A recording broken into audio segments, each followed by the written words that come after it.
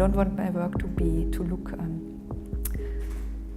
repellent or too complicated at first sight, I guess. I want my work to look inviting, and the woodcuts help the work to look inviting, maybe. Yeah.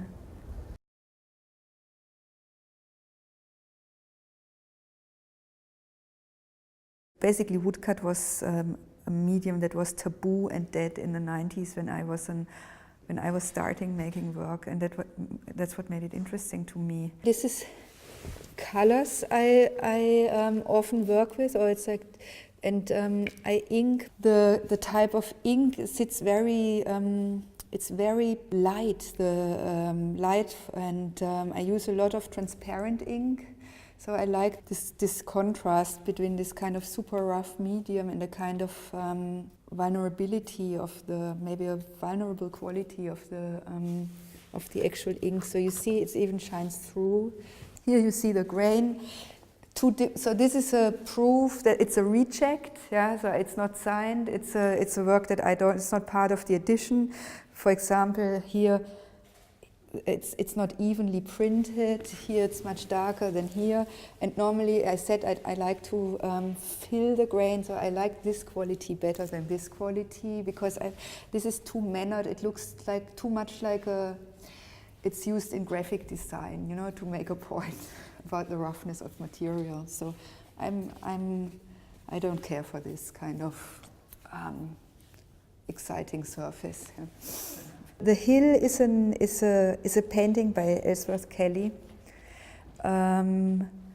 whose work I love, especially his plant drawings, and the kind of how it's both cold and warm at the same time, and this is what I'm aiming for also, and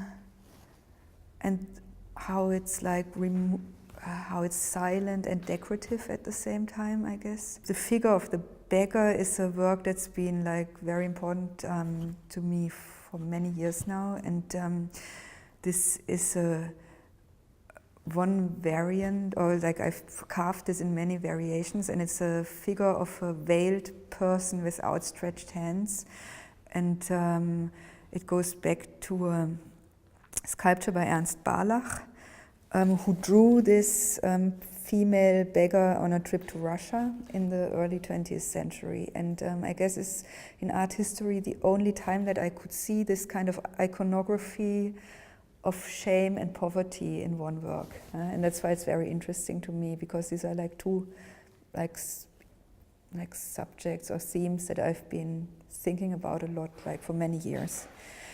Potatoes are very iconic art historically. If you think of Van Gogh's Potato Eaters, which are is a very early painting by Vincent van Gogh, so they're part of an art history of the iconography of poverty, the potatoes. Then they're a form that's plump, that's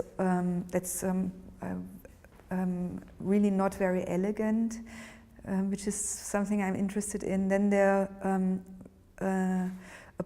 what maybe Duchamp would have called a prime word within art. They're like a form that can be poo or bread or a potato, and so they're kind of ambiguous primal shapes that are a bit plump, and that's something that I guess, yeah, that's important to show. Yeah?